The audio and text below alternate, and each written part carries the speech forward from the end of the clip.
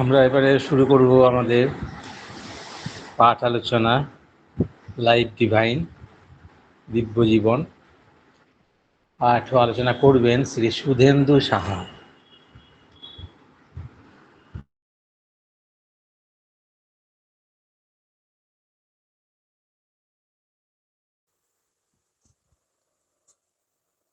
ওম শ্রী অরবিন্দ মীরা। নজরুল জয়ন্তীতে সবাইকে শুভেচ্ছা জানাই।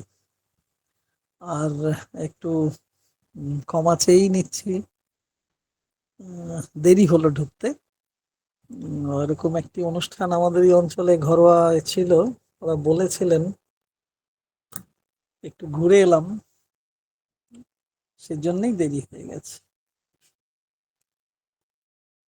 উম, আমরা তো দিব্য জীবনাংশ পড়ছি। উম,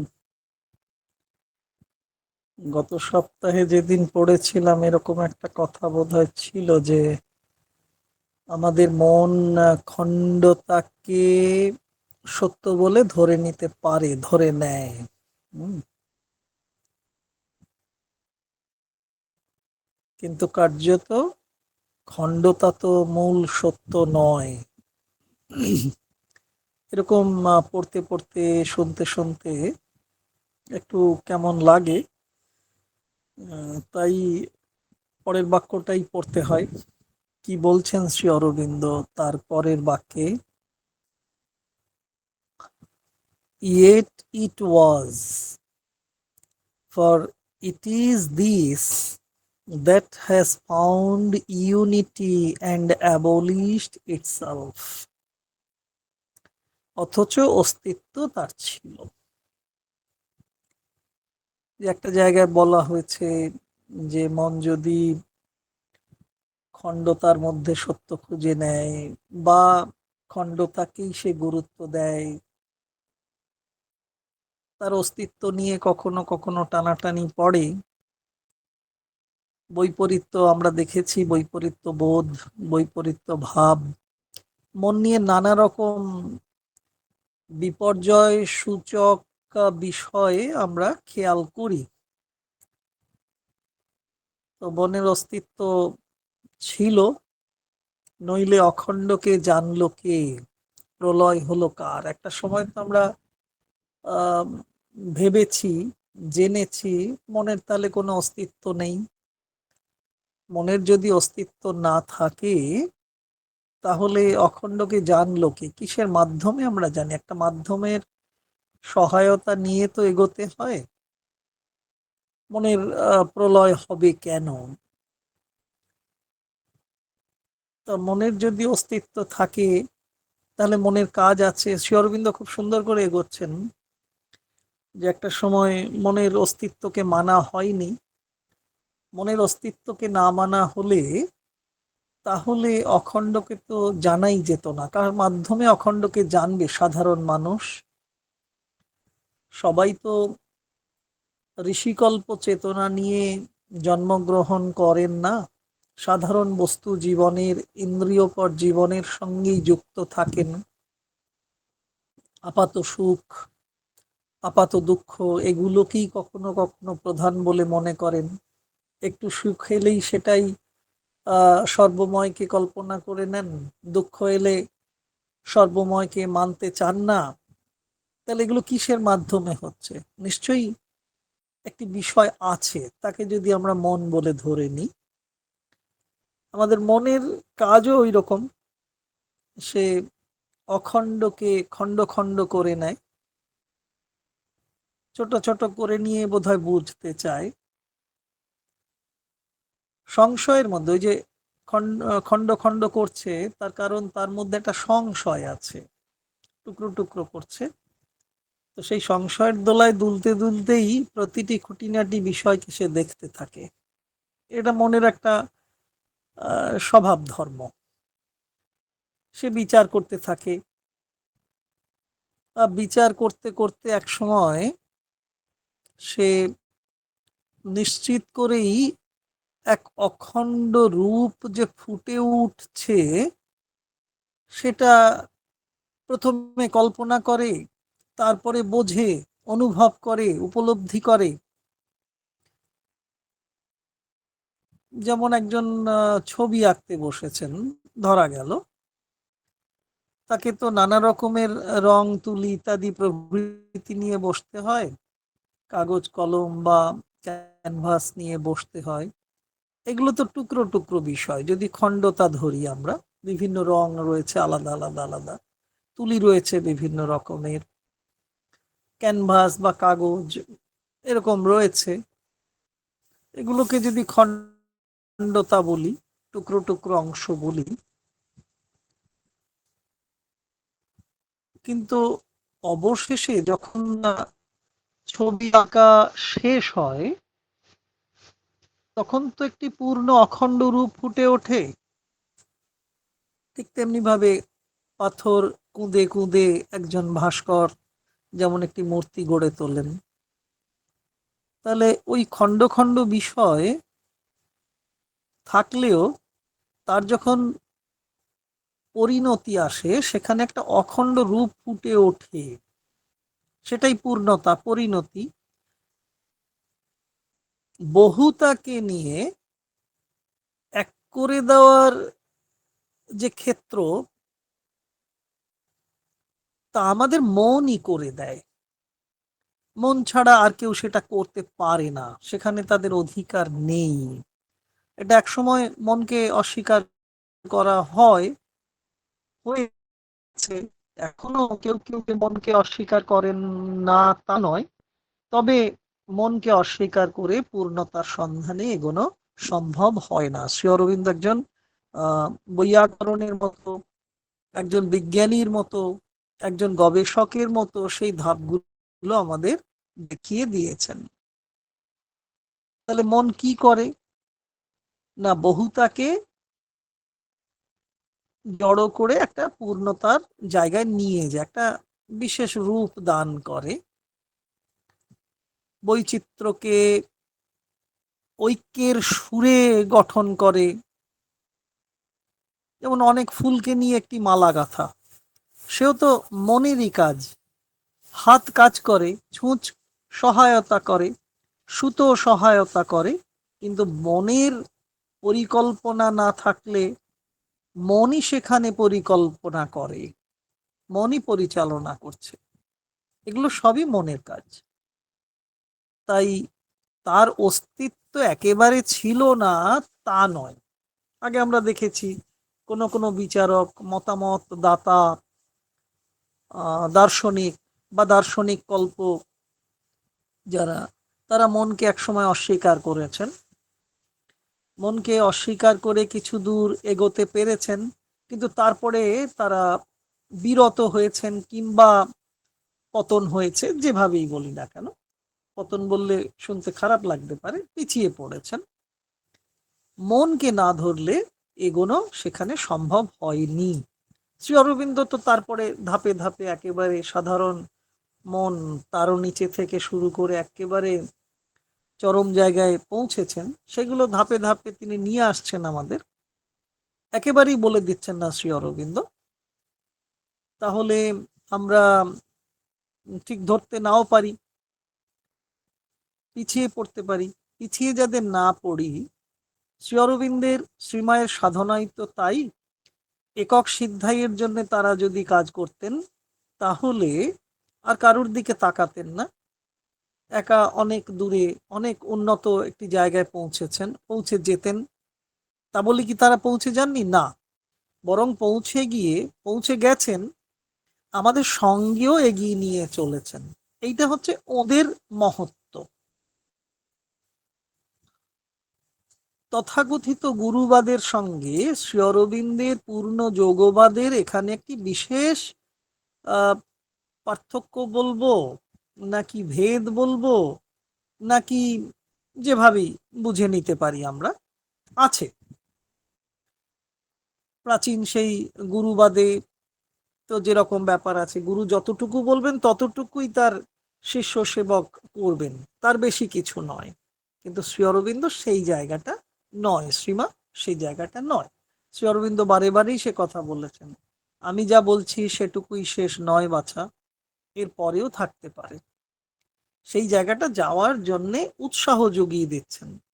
হয়তো আমরা সেটা পেরে উঠছি বা উঠছি না, বেশিরভাগ ক্ষেত্রেই পারছি না, তবু সেই উৎসাহটা দিচ্ছেন। এই যে পরের বাক্যে দেখুন, 10 নম্বর প্যারাগ্রাফের লাস্ট সেন্টেন্স, কি কি দারুণ কথাগুলো বলছেন। এখানে এসে আমরা আগের বাক্যে দেখলাম যে মনের অস্তিত্ব ছিল না, এটা একেবারে আর মানছি না। মনের অস্তিত্ব আছে, মনের কাজ আছে, সে বৈচিত্র্যকে বিচিত্রতাকে ঐক্যের পথ দেখিয়ে দিচ্ছে। তাহলে অনেক খণ্ডতা দিয়েও একটা পূর্ণতা গড়ে দিচ্ছেন, অখণ্ডতাকে গড়ে দিচ্ছে মন। তাহলে মনের কাজ আছে। মন যতই গন্ডগোল করুক, মন যতই দুশ্চিন্তার বাহক হোক, কিন্তু সে এক সময়ে অনুশীলনের মধ্য দিয়ে সে এক সত্যে আমাদের পৌঁছে দিতে পারে, বলছেন শ্রী অরবিন্দ। পরের বাক্যে দেখুন, and again we have a reductio ad absurdum, repeating the violent paradox which seeks to convince thought by stunning it, and the irreconciled and irreconcilable antithesis। এখন সব অ্যাকাউন্টস চলছে, রিকনসিলিয়েশনের কাজ চলছে প্রচুর। তো এই জায়গাটাই যে বলছেন, আমরা অনুবাদ অংশটুকু পড়ে নিচ্ছি, তাহলে বলার একটু সুবিধা হবে আমার। আবার এসে পৌঁছলাম একটা অসম্ভববাদে, and again we have a reductio ad absurdum। তাহলে আবার এসে পৌঁছলাম একটা অসম্ভববাদে। তখন কি দেখা দিল? আবার দেখা দিল বিরুদ্ধ ভাষণের একটা উৎকট জুলুম, repeating the violent paradox which seeks convince thought by stunning it। এই যে জায়গাটা, যা মনের মধ্যে বোধ জাগাতে চায়, মনকে মূর্ছাহত করে। মনের মধ্যে বোধ জাগাচ্ছে, অথচ মনকেই সে আহত করছে, মূর্ছাহত করছে, বাতিল করছে। এতদূর এসেও পক্ষ প্রতিপক্ষের অনপনীয় বিরোধ তাই অনপনীতই রয়ে গেল। বারে ওই সেই কথাই বলতে হয়, তবু যায় এটা বুঝে বুঝে বুঝে বুঝে বুঝে উঠতে উঠতেও বোঝা হয়ে ওঠে না, কখনো কখনো বোঝাই চেপে যায়। এই যে বিরুদ্ধবাদ, অসম্ভববাদ, এগুলো মাথা চাড়া দিয়ে ওঠে। তখন এই যে বিরোধিতা করা বা বিরোধী হওয়ার একটা ধারা কাজ করতে থাকে। ওই যে বিরুদ্ধবাদ, অসম্ভববাদ মাথা দিয়ে চাড়া দিয়ে ওঠে।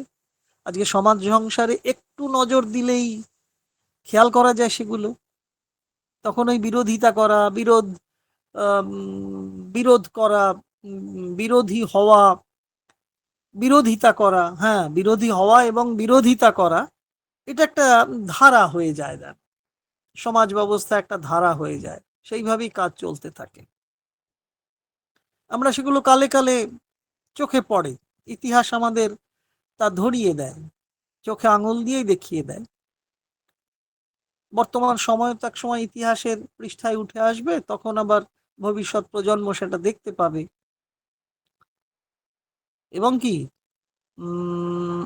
সমান্তরাল ভাবে সবকিছু চলছে। এই যে বিরোধিতা করা, বিরোধী হওয়ার এই যে প্রবণতা, এটা চলছে, খুব সমান্তরাল তালেই চলছে। তার মধ্য থেকেই কেমন ভাবে বা কোথা থেকে যেন বিরুদ্ধ ভাষণ এসে হাজির হচ্ছে, এটা ভারী মজার বিষয়। শ্রী অরবিন্দ জায়গাগুলোকে মজার ছলে আমাদের তুলে ধরছেন। সব চলছে, যে বিরোধিতা করা, বিরোধী হওয়ার এরকম একটা প্রবৃত্তি কাজ করে চলেছে। তার ফলে আমরা দেখতে পাচ্ছি, হয়তো বুঝতে পারছি না কোথা থেকে হঠাৎ করে যেন একটা বিরুদ্ধ ভাষণ, একটা বিরুদ্ধ ভাব এসে হাজির হলো। এটা আমাদের মধ্যেও হয়। যারা একটু আধটু চর্চার মধ্যে আছেন তারা সেগুলো খুব স্পষ্টভাবে বুঝতে পারেন। যে বিষয়কে বেশ মেনে চলছিলাম তাকেই আর মানতে ইচ্ছে করে না, এমন হয়। এই যে বিরুদ্ধ ভাষণে এসে হাজির হয়, মনকে মাধ্যম করেই তো এগোচ্ছিলাম, বেশ এগোচ্ছিলাম। আবার আবার কিভাবে একটা যেন দমকা বাতাস, বিরোধী বাতাস এসে এগিয়ে চলার পথকে ছিন্ন বিচ্ছিন্ন করে দিল।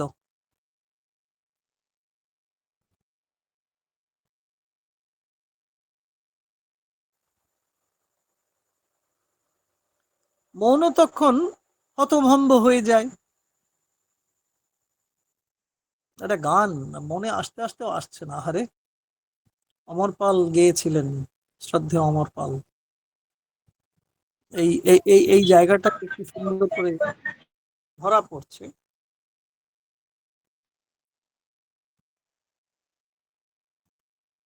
যাই হোক, যখন মনে আসবে বলা যাবে, এক্ষুনি বাণীটা আসছে না, সুরটা এসেছে। তা মন কি বললাম যে হতভম্ব হয়ে পড়ে, তাই তো? হঠাৎ করে যখন বিরোধী বাতাস এগিয়ে আসে, আমরাও অবাক হই, আমাদের মন মূর্ছাহত হয়। খুব সাধারণ মানুষ এভাবে ভাবতে পারে, কিভাবে? বিরুদ্ধ বাতাস যখন আসছে, সব ছড়িয়ে দিচ্ছে, ছিন্ন ভিন্ন করে দিচ্ছে, বেশ তো ছিলাম।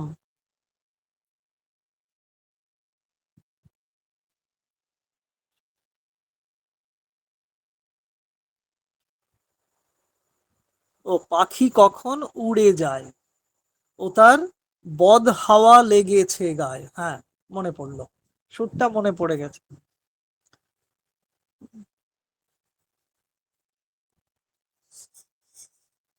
বদ হাওয়া লাগা, এই যে বিচ্ছিন্ন ছিন্ন বিচ্ছিন্ন করে দিচ্ছে আমাদের মনের ক্রিয়াকে। একটু সুরটা শোনাও ভাই, হ্যাঁ, সুরটা একটু শোনাও। ওরে বাবা, আমি অসুর লোক।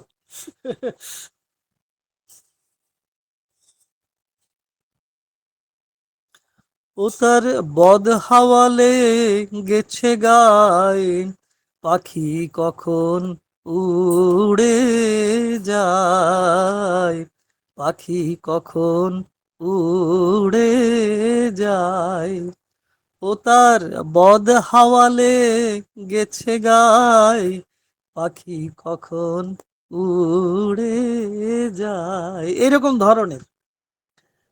বহুবার খুব শুনেছি। সুন্দর, খুব সুন্দর, ভীষণ সুন্দর করেছে। প্রথম শুনলাম, খুব ভালো লাগলো। আচ্ছা আচ্ছা আচ্ছা আচ্ছা, না বহুবার শুনেছি আমরা খুব ভাল ছাত্রাবস্থাতেও। লাগলো সুধেন্দু দা, আপনার গলায় খুব ভাল লাগলো। ওরে বাবা। মাঝে মাঝে একটু শোনাবেন আমাদের, ভালো লাগবে। আচ্ছা আচ্ছা, ভালো খুব লাগলো সুন্দর হয়েছে, খুব না, খুব ভালো সুন্দর হয়েছে। বাবা, খুব ভালো লেগেছে, খুব ভালো। হ্যাঁ, নমস্কার। এরপরে কিন্তু পড়া বন্ধ হয়ে যাবে, না না না, খুব ভালো এত লাগছে। ভালো বললি।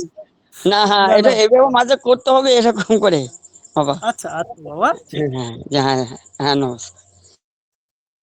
আচ্ছা বাবা, প্রতিদিনের রুটি রুজি পেলেই তো হলো আমাদের, আর বাকি সব বিষয় নিয়ে আমার কোনো দরকার আছে কি? বেশ তো আছি। তাহলে কেন এইসব বিরুদ্ধ ভাবনা আসছে?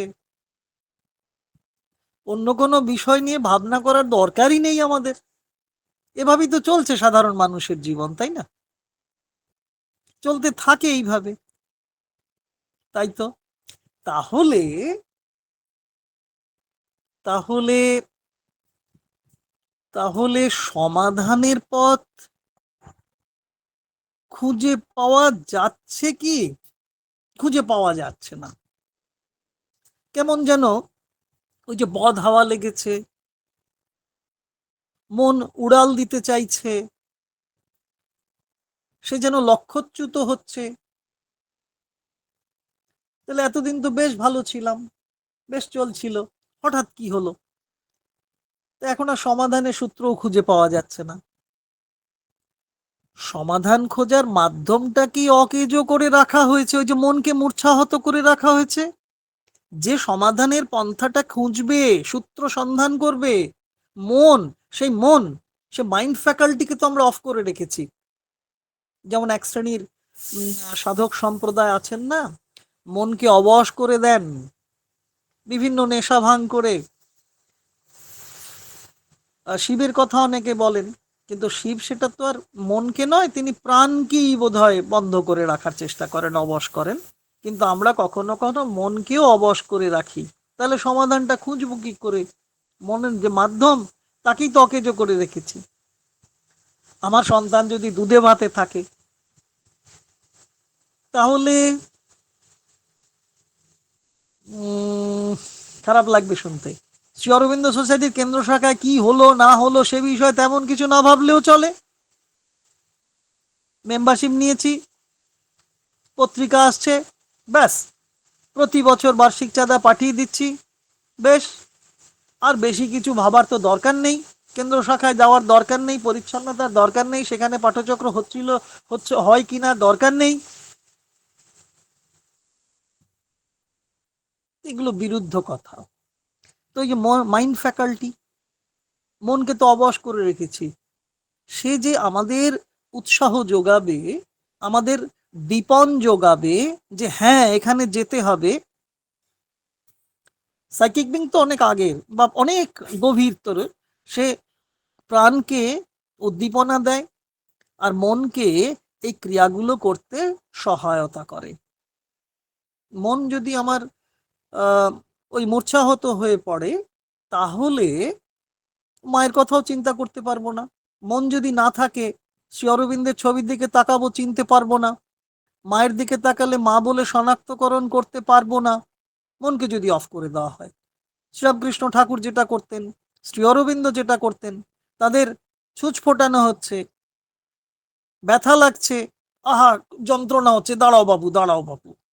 ঠাকুর শ্রীরামকৃষ্ণের ক্ষেত্রে দেখেছি, শ্রী অরবিন্দের ক্ষেত্রে আমরা দেখেছি, নিরদ্দার লেখায় পেয়েছি, প্রভাত সান্যালের লেখায় পেয়েছি যে দাঁড়াও বাবু।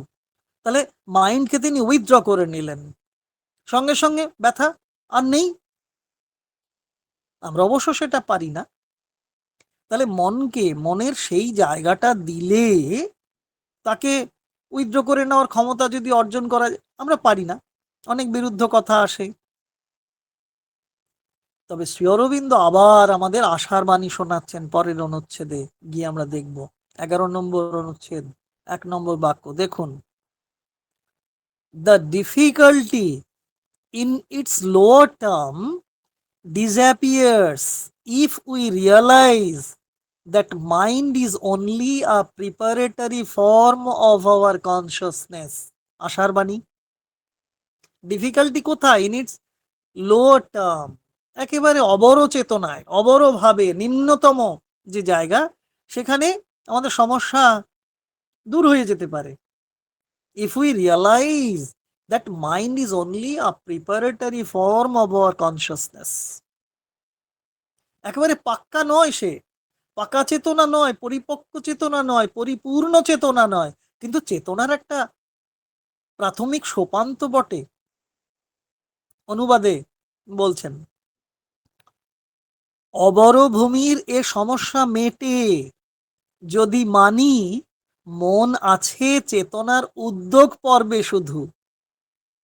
তাহলে শুরু হয়েছে, সমস্যা তো হচ্ছিলই, বুঝতে পারছিলাম না কি করি আর কি করি না করি।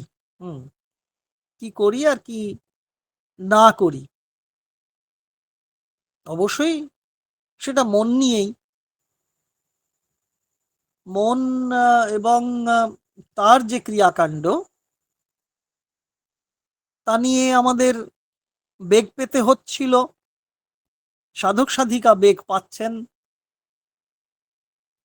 প্রতিটি মানুষই সাধক সাধিকা, প্রতিটি মানুষই বেগ পান। সমস্যা হয় মন নিয়ে, কি করব কি করব না, এই মনে হওয়া কতটা ঠিক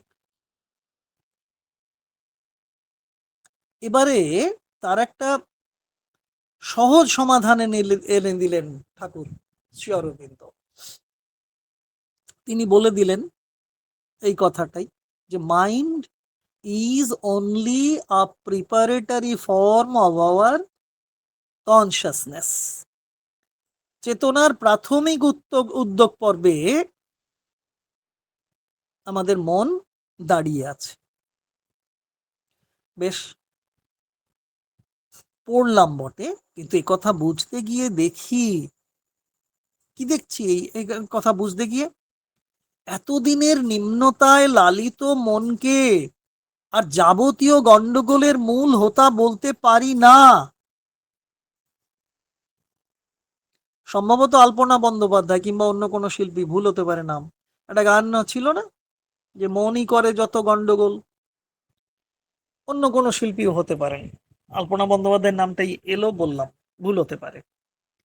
মনটাই করে যত গন্ডগোল, এরকম ধরনের একটা বাণী, অনেক পুরনো গান। তো এটা তো গন্ডগোল হচ্ছিল, কিন্তু আজকে এই যে শ্রী অরবিন্দ বলে দিলেন, তারপর আবার নতুন ভাবনা এলো, mind is only a preparatory form of our consciousness. তাহলে চেতনার প্রাথমিক পর্বে মন আছে। তাহলে একটু তলিয়ে দেখছি, উরি বাবা, এতদিন তাহলে যাকে মনকে, এই যে যাকে আমরা গন্ডগোলের মূল হোতা বলতাম, এখন তো আর ঠিক বলতে পারছি না, কারণ এখান থেকে তো চেতনা শুরু হয়। সব গন্ডগোল তো এ সৃষ্টি করে না। চেতনা সূচনাকালে সামান্য কিছু সমস্যা আসতে পারে, তবে তিনি আমাদের এগিয়ে নিয়ে যাবেন। তাহলে ইতিবাচক একটা দিক আমরা দেখতে থাকবো। মনকে সবসময় গন্ডগোলের হোতা বলবো না। যদিও মনের নানাবিধ চাহিদা আছে,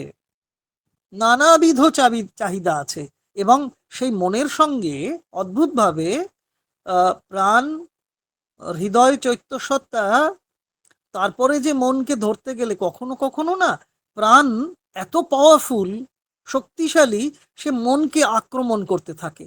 প্রাণিক চাহিদাগুলো মনের মধ্যে ঢুকে যায়, ওই প্রাণিক মন তাকে বলে, ভাইটাল মাইন্ড। ভাইটাল মাইন্ড ফ্যাকাল্টিতে গিয়ে দেখা যায় যে প্রাণের কিছু মানে রসবোধ, সে কিছু চরিতার্থ করতে চায়, স্বার্থ চরিতার্থ, সেগুলো কিছু কিছু বাসনা, কামনা ইত্যাদি প্রভৃতি, লোভ, লালসা, এরকম ধরনের শব্দগুলো প্রয়োগ করা হয়, সেগুলোই মনের সঙ্গে যুক্ত হয়ে পড়ে। সেই চাহিদাগুলো মন মাঝে মধ্যে প্রকাশ করে ফেলে, অথচ চেতনার সোপান শুরুর উদ্যোগ পর্ব মন, তার মধ্যেও কিছু চাহিদা এসে যায়, এই ধরনের পার্থিব চাহিদা, বাহ্যিক চাহিদা কিছু এসে যায়।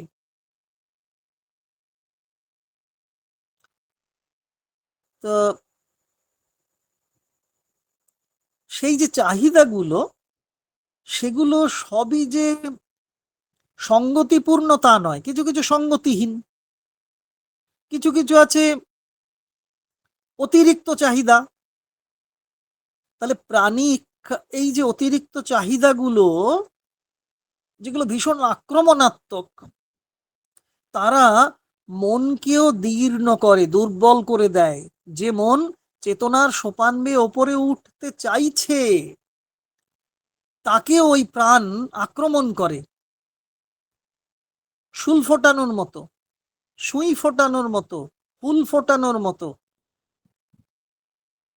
তাহলে মন যে চেতনার উপরিভাগে যেতে চাইছে, সেও দীর্ণ হয়ে পড়ে প্রাণিক আক্রমণে।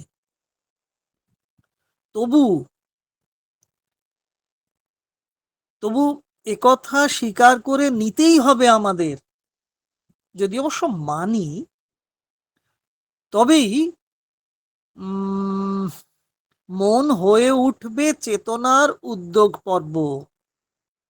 কি করে মায়ের কাছে প্রশ্ন গেল, কত লোক চিঠি পাঠালো, সামনাসামনি মাকে প্রশ্ন করলো, বুধবারের ধ্যানের আগে সকালে আলাদা করে চিঠি লিখে, মা এই যে প্রাণিক আক্রমণ আসছে, আমি চেতনার উদ্যোগ পর্বে মনকে নিয়ে আমি ওপরের দিকে যেতে চাইছি, অথচ বিভিন্ন আক্রমণে আমি আক্রান্ত, কি করে একে অতিক্রম করব? মাও কিছু সমাধান সূত্র দিলেন। প্রাণিক নিয়ন্ত্রণের জন্য এই যে জপ সাধনা, অজপা, মা বলছেন না, তোমাদের কোনো জপের কথা বলি না, আমি জপ করি দেখতে পাও না, কিন্তু আমার অজপা জপ চলছে নিরন্তর। আবৃত্তি, সঙ্গীত, নৃত্য, বাদ্য, এগুলো আবার শ্রী অরবিন্দ তার রেকর্ডস অফ যোগাতে একদম শুরুতেই এসব কথা বলে দিয়েছেন। তা আমরা ওই চেতনার উদ্যোগ পর্ব ধরে এগোচ্ছি, প্রাণ এসে আক্রমণ করছে, বিভিন্ন চাহিদায় আক্রান্ত হচ্ছি, মন পিছিয়ে পড়ছে, দীর্ণ হচ্ছে, মা বলে দিচ্ছেন প্রাণকে এইভাবে ধীরে ধীরে নিয়ন্ত্রণ করতে হবে। মায়ের নাম জপ করে আমরা তো শ্রী অরবিন্দ মন্ত্র দিয়েছেন, ওম শ্রী অরবিন্দ মীরা, বেশ, আর কিছু না বললেও তো হয়, তার মধ্যে সব আছে। বা শুধু মা নাম জপ করলেও হতে পারে, অন্য কোনো মন্ত্রের দরকার নেই। আবার এটাও বলা হয়েছে নিজে থেকে ভিতর থেকে কিছু কিছু মন্ত্র আসলেও আসতে পারে, তবে চেষ্টা করতে হবে সেগুলো যেন ব্যাকরণ ভাবে ঠিক থাকে। ব্যাকরণগত ভাবে ভুল হলেও আবার সেই মন্ত্রের সেই জোর থাকবে না, মান্ত্রিক ভ্যালুটা অনেক কমে যেতে পারে। তা ওই যে কি বললাম যে উদ্যোগ পর্বে মনের মানসিক গঠনটিকেও সুগঠিত করে নিতে হবে। কখন হবে? যখন প্রাণিক আক্রমণ থেকে আমি দূরে সরে যেতে পারবো। দূরে সরা মানে কি? পালিয়ে যাওয়া নয়, তাকে নিয়ন্ত্রণ করতে হবে। প্রাণিক আক্রমণগুলোকে নিয়ন্ত্রণ বলতে তাকে রূপান্তরিত করতে হবে। মা বললেন এই জায়গাটা, মা ধরিয়ে দিলেন। অন্যান্য সমস্ত যোগ তন্ত্রে নিয়ন্ত্রণের কথা বলা হয়েছে, কষাই এর মতো বলা হয়েছে, তাকে আঘাত করো, তাকে নিষ্পেষণ করো। মা এবং শ্রী অরবিন্দ এসেই বলে দিলেন না, তা করতে গেলে তুমি কোনোদিনই তার সঙ্গে জয়ী হতে পারবে না, তুমি তাকে চেষ্টা করো রূপান্তরিত করতে। তাহলে প্রাণিক আক্রমণকেও কিভাবে রূপান্তরিত করতে হয়, মা বলেছেন কোন বিষয়টা কোথায় রূপান্তরিত হয়। কিন্তু হয় না, এই যে আমাদের কিছু কিছু বিষয় থাকে সেগুলো নিয়ন্ত্রণ করা যায় না, তবু কিছু কিছু কিছু কিছু মাত্রায় তো হয়। যখন সেগুলোর আক্রমণ আসছে আমরা অনুভব করি, তখনই মায়ের দিকে যদি আমরা ফিরতে পারি, শ্রী অরবিন্দের দিকে ফিরতে পারি, একটু কনসেন্ট্রেট করতে পারি, একাগ্র হতে পারি, দেখা যাবে সেই আক্রমণ থেকে আমরা রেহাই পেয়ে যাই। খেয়াল করতে হবে, এটা অনুশীলনের ফলেই হয়। যারা শুনছেন অনেকেই সেগুলো অনুশীলন করেন, কারুর কারুর সঙ্গে কথাও হয়েছে সে বিষয়ে, নতুন করে বলতে হবে না। তবু ওই যে মনকে চেতনার উদ্যোগ পর্ব হিসেবে গড়ে তুলতে গেলে মনের গঠনটিও যেন সুন্দর হয়, সুগঠিত হয়, সে খেয়াল করতে হবে। শুরু থেকে যদি আমরা মানতে পারি, শুরু থেকে মানতে পারলে চেতনার যাত্রাপথে অনেকটা এগোনো যাবে। ওই যে প্রথমে আমরা জানি কি না, শ্রী অরবিন্দের ত্রিধা সাধনা, অস্পৃহা, পরিবর্জন, সমর্পণ, কিন্তু তার সঙ্গে আরো একটি মাত্রা যোগ করতে হয় সূচনায়, বিশ্বাস, আস্থা, শ্রদ্ধা। এটা হচ্ছে ফাউন্ডেশন, একদম আর্লি ফাউন্ডেশন, প্রথম ভিত্তিপ্রস্তর। তো ওই যে মানতে পারা, মানতেই যদি না পারি তাহলে তো যাত্রাপথে এগোনো যাবে না, নিশ্চিতভাবেই সেটা হবে না। তাহলে মানতে হবে, ওই আস্থা রাখা, বিশ্বাস রাখা, আস্থা রাখা এবং শ্রদ্ধা রাখা, তবেই আসবে আস্পৃহা, তারপরে পরিবর্জন, সমর্পণ তো পরে একেবারেই পরিণতিতে। আবার শুরুতেও শ্রী অরবিন্দ বলছেন সাধনা শুরুতেই সমর্পণ, তাহলে সমর্পণ দিয়ে শুরু করলে বিশ্বাস আসে, আস্থা আসে, শ্রদ্ধা গঠিত হয়, আস্পৃহা আসবে, পরিবর্জন আসবে, আর তারপরে আবার সমর্পণ। সূচনাতে সমর্পণ, পরিণতিতেও সমর্পণ। শ্রী অরবিন্দের যোগের মজাটা এখানে। সেই জন্য অর্থাৎ ওই যে মাতৃপদে প্রণাম, মাতৃপদে শরণাগতি, এইটাই সাধনার মূল। তা যদি হয় আর পথগুলো খুব একটা কণ্টকময় পথও পার হয়ে যাওয়া যায়। শ্রীরাধিকা যেমন ওই কাটা ফুটিয়ে জল ঢেলে কণ্টক গাড়ি কমল সমপদ যেমন আর কি সেই কাটা মারিয়ে চলার অনুশীলন করতেন, আমাদেরও আর কষ্ট হবে না, ও অনুশীলন হয়ে যাবে, মা নামের মধ্য দিয়েই সেই অনুশীলন আমাদের হয়ে যাবে, শ্রীরাধার চেয়েও আমরা অনেক উন্নত হয়ে যাব তখন। সেজন্য সেজন্য প্রাথমিক পর্বের নিম্নভূমিতে মেনে নেওয়া, বিশ্বাস রাখা, আস্থা এবং শ্রদ্ধা রাখার প্রয়োজন অপরিসীম। আর ঘটনা তো তাই, ভিত্তিপ্রস্তর যদি যথাযথভাবে স্থাপন করা যায় তাহলে তারপরে আর কোনো অসুবিধা হওয়ার কথা নয়।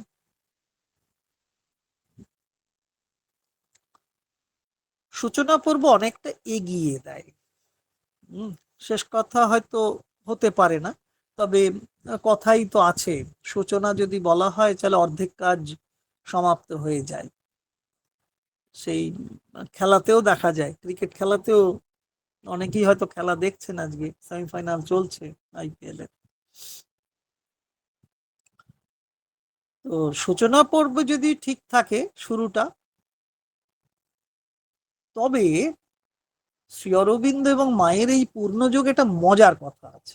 একদিন এক বয়স্ক মানুষ সাধক আমায় ধরিয়ে দিয়েছিলেন, আমি কোথায় একবার বলে ফেলেছিলাম এই কথাটা, যার 9তে হয় না তার 99তেও হয় না। তিনি কাছে এসে বলেন, না রে পাগল, শ্রী অরবিন্দের যোগে 9তে না হলে 99তেও হতে পারে।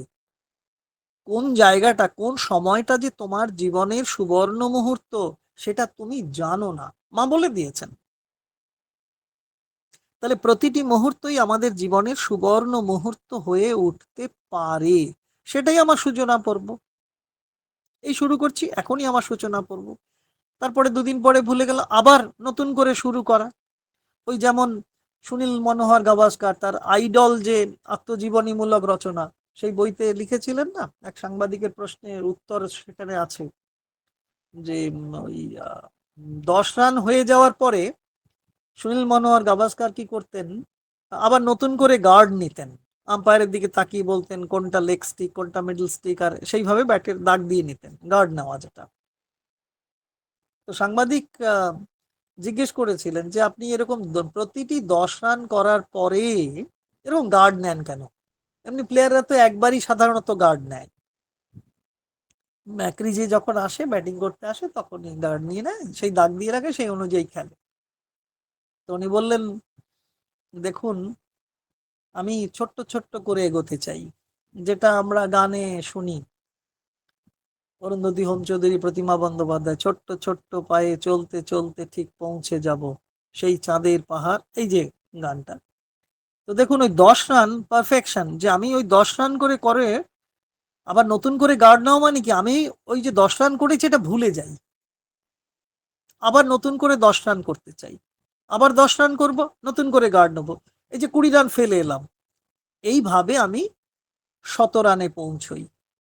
কি সূত্র, কি সুন্দর সূত্র দিয়ে দিয়েছিলেন। তো এই সূচনা পর্ব অনেকটা পথ আমাদের এগিয়ে দেয়, হয়তো শেষ কথা বলতে পারে না। তারপরের বাক্যটা পড়ছি, 11 নম্বর অনুচ্ছেদ 2 নম্বর বাক্য। দেখুন কি বলছে, মনের কথা আগেও বলেছেন শ্রী অরবিন্দ, আবার কিছু কিছু ক্ষেত্রে মনে হবে এগুলো পুনরাবৃত্তি হচ্ছে, অনুবৃত্তি হচ্ছে, কিন্তু শ্রী অরবিন্দ এগুলো দেখবেন খেয়াল করে নিজেই এক একটা প্রশ্ন উত্থাপন করছেন, মানে অন্যেরা প্রশ্ন করেছিল আমরা সেটা জানতে পারি না, আবার তিনি তার উত্তর দিচ্ছেন, প্রশ্ন উত্থাপন করছেন, উত্তর দিচ্ছেন। দেখুন বলছেন, mind is an instrument of analysis and synthesis. মনের ক্রিয়াগুলো দেখাচ্ছেন, মন কি করতে পারে, কি করে। Mind is an instrument of analysis and synthesis but not of essential knowledge. ওই যে প্রথমে বললেন, তার আগের সেন্টেন্সটাই, only a mind is only a preparatory form of our consciousness, আমাদের চেতনার একদম উদ্যোগ পর্ব। আর এখানে এসে বলছেন মাইন্ড কি করতে পারে, সে কিসের যন্ত্র, কিসের উপকরণ, না অ্যানালিসিস অ্যান্ড সিনথেসিস। সে এসেন্সিয়াল নলেজ সে দিতে পারে না। মন বিশ্লেষণ আর সংশ্লেষণের সাধন মাত্র, তত্ত্ব দর্শনের নয়। এটাও বলছেন। কেন বলছেন এ কথা? একেও অতিক্রম করে আমরা এগিয়ে যাব। এটা প্রাথমিক পর্বের মন, অর্ডিনারি মাইন্ড ফ্যাকাল্টি, সেখানেই চলছেন শ্রী অরবিন্দ, সে কথাই বলছেন। সে মন কি করে? ওই বিশ্লেষণ করে, সংশ্লেষণ করে, মানে সংশয়ের ভাবটা তখনও যায়নি, এখনো গেল না আধার। রবীন্দ্রনাথ। তো মন সেই তত্ত্ব দর্শনের কাজ করতে পারে না প্রাথমিক পর্বে, অর্ডিনারি মাইন্ড ফ্যাকাল্টিতে।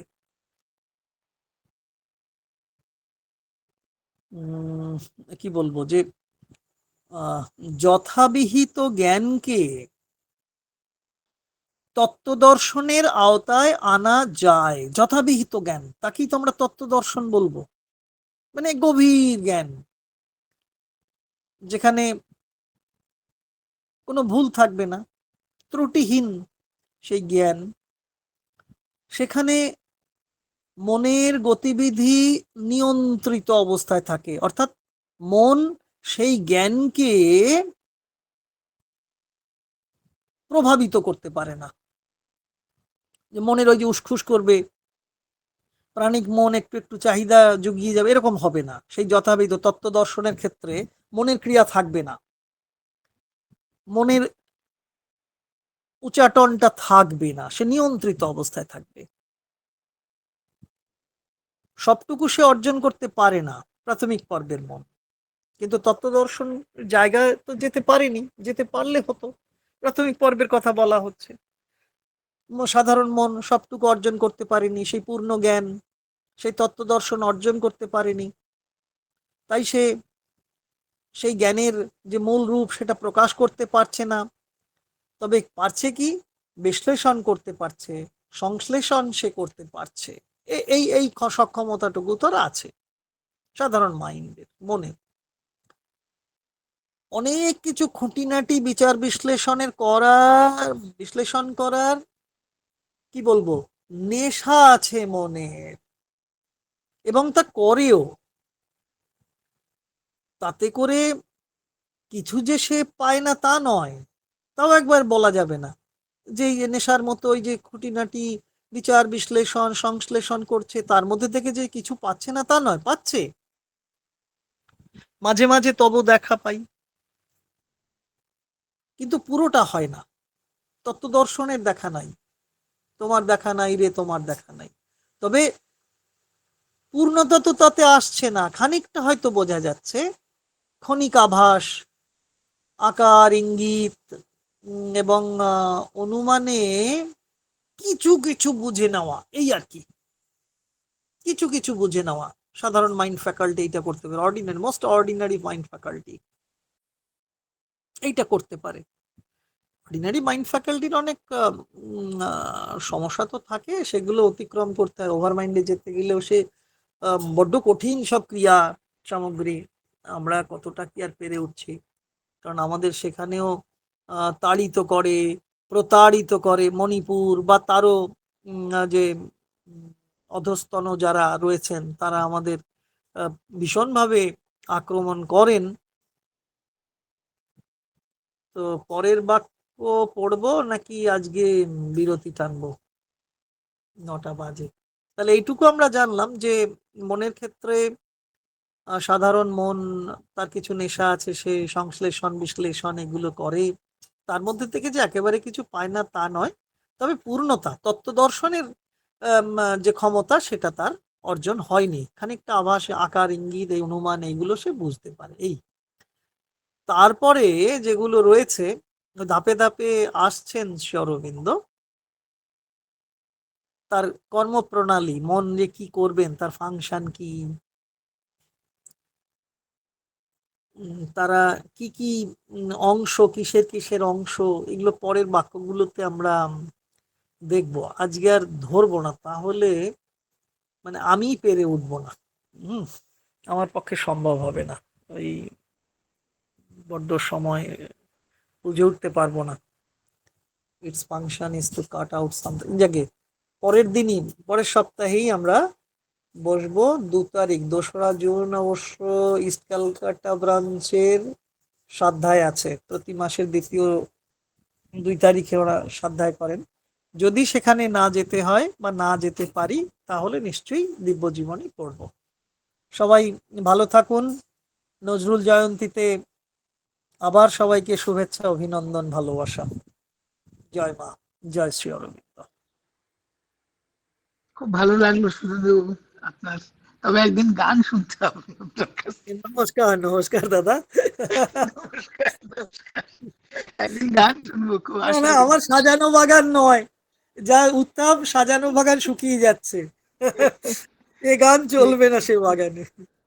হ্যাঁ, চলবে চলবে, সব চলবে, কেন চলবে না। একেবারে আপনি আচ্ছা, বললেন আপনি উঠছো না, আসুন একেবারেই কলকাতায়, উঠছো না। আপনি কলকাতায় আসুন, শোনাবো গান, শোনাবো, গঙ্গা জোয়ারে এনে গান শোনাবো। নিয়ে আসবো সরি আপনাকে। সরি। আসবেন, আসবেন, নিশ্চয়ই আসবেন। ওকে।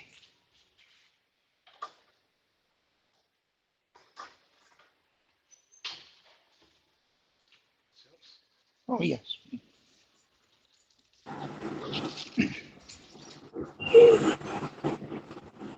অসাধারণ আলোচনার পরে আর কেউ কিছু কি বলবেন?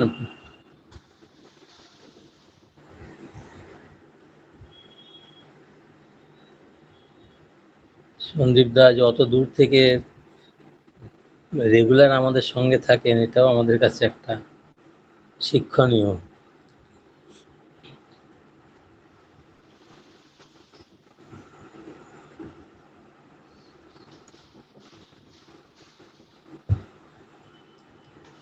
আমরা আজকের মতো আমাদের অনুষ্ঠান এখানে শেষ করছি। মা শ্রী অরবিন্দকে আবার প্রণাম জানাই। শুভরাত্রি।